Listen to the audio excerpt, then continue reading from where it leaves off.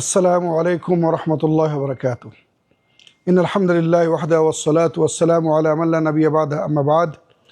সুপ্রিয় দর্শক মণ্ডলী ও শ্রোতা, আজকে যে বিষয়টি নিয়ে আলোচনা করব সেটি হচ্ছে এই বিদআতের ভয়াবহতা, যা ব্যক্তি, সমাজ ও দিনকে প্রভাবিত করে।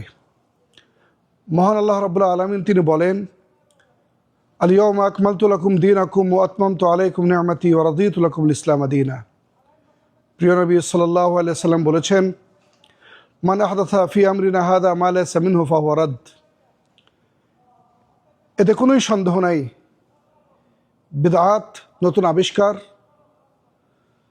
যা আল্লাহ রাব্বুল আলামিন তিনি তার পবিত্র মহাগ্রন্থ আল কোরআন কারিমে অবতীর্ণ করেন নাই।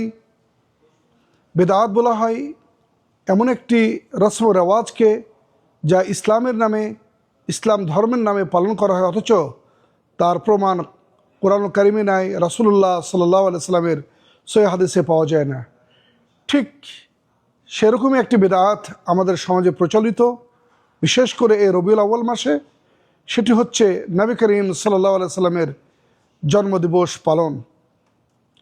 আমরা যদি ইতিহাসের প্রেক্ষাপট দেখি তাহলে আমরা দেখব এতে কোনো সন্দেহ নাই যে রাসূলুল্লাহ সাল্লাল্লাহু আলাইহি সাল্লাম তিনি জন্মগ্রহণ করেছেন আমাল ফিল, ওই বছর যে বছর আব্রাহাম সে মক্কা আক্রমণ করেছিল, এবং দিনটিও ছিল ইয়াউমুল ইসনাইন, সোমবারের দিন। এতে কোনো সন্দেহ নাই যে রাসূলুল্লাহ সাল্লাল্লাহু আলাইহি ওয়াসাল্লাম তিনি রবিউল আউয়াল মাসে জন্মগ্রহণ করেছেন। কিন্তু কোন তারিখে জন্মগ্রহণ করেছেন? 2 তারিখে, 8 তারিখে, 10 তারিখে, নাকি 12 তারিখে? ইখতিলাফ রয়েছে। ঠিক অনুরূপভাবে রাসূলুল্লাহ সাল্লাল্লাহু আলাইহি সাল্লাম তিনি মৃত্যুবরণ করেছেন সেই সোমবার দিন, এতে কোনো সন্দেহ নাই।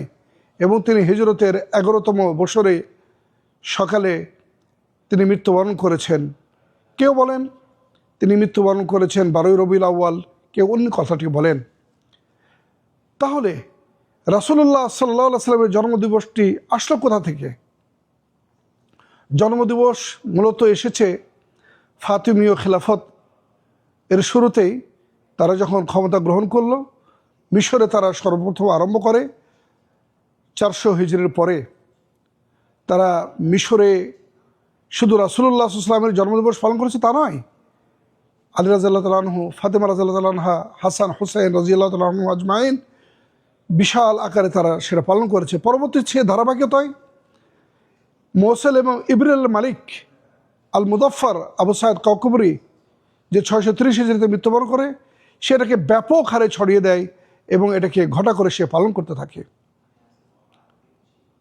সুতরাং এটি ইসলামে নাই, যা আল্লাহ কুরআন কারিমে জন্মদিবস পালনের ক্ষেত্রে বলেন নাই, রাসূলুল্লাহ সাল্লাল্লাহু আলাইহি ওয়াসাল্লাম জন্মদিবস পালন করেন নাই, সাহাবাগণ করেন নাই, খোলাফায়ে রাশিদিনগণ করেন নাই, তাবেঈনগণ করেন নাই, তাবেঈনগণ করেন নাই, আইম্মাতুল আরবা যারা রয়েছেন তারাও কোনোদিন করেন নাই, এবং এ ব্যাপারে তারা কোনো বক্তব্য তারা দিয়ে যান না, কারণ এই সময় তাদের সময় এটা ছিল না।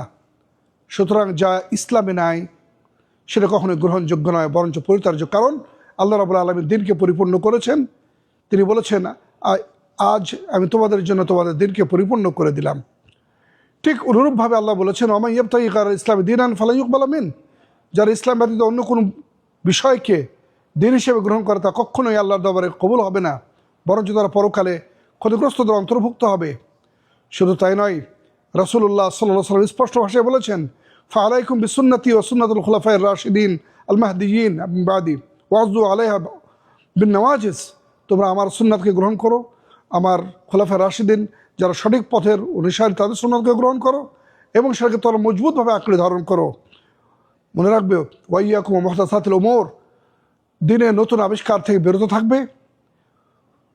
ফাইন্না কুল্লা বিদআতিন দালালা, প্রতিটি বিদআত হচ্ছে গুমরাহি, এবং প্রতিটি গুমরাহির পরিণাম হলো জাহান্নাম। সেজন্যই রাসূলুল্লাহ সাল্লাল্লাহু আলাইহি ওয়াসাল্লাম আরও কঠোর ভাষায় বলেছেন, মান আহদাথা ফি আমরিনা হাযা মা লাইসা মিনহু ফাহুয়া রাদ। যারা দিনে নতুন কোনো কিছু আবিষ্কার করে তারা সেটা কখনোই গ্রহণযোগ্য না, পরিত্যাজ্য। এই জন্যই কিয়ামতের দিন রাসূলুল্লাহ সাল্লাল্লাহু আলাইহি ওয়াসাল্লাম কোনো বিদআতির পরিচয় নেবেন না। তিনি বলবেন, সহকান লিমান গায়্যারা বাদি, দূর হয়ে যাও, দূর হয়ে যাও যারা আমার দিনকে পরিবর্তন এনেছিলে। সুতরাং আসুন আমরা বিদআতকে পরিহার করি, কোরআন এবং সুন্নাহর উপর আমল করি এবং আমরা আমাদের আমলগুলোকে সেভ করি এবং রাসূলের সুপারিশ পাওয়ার আমরা যোগ্যতা অর্জন করি। এ বলে শেষ করলাম। আমা আলাইনা ইল্লাল বালাগ। ওয়া সাল্লাল্লাহু তাআলা আলা নবিয়িনা মুহাম্মদ ওয়া আলা আলিহি ওয়া সাহবিহি ওয়াসাল্লাম।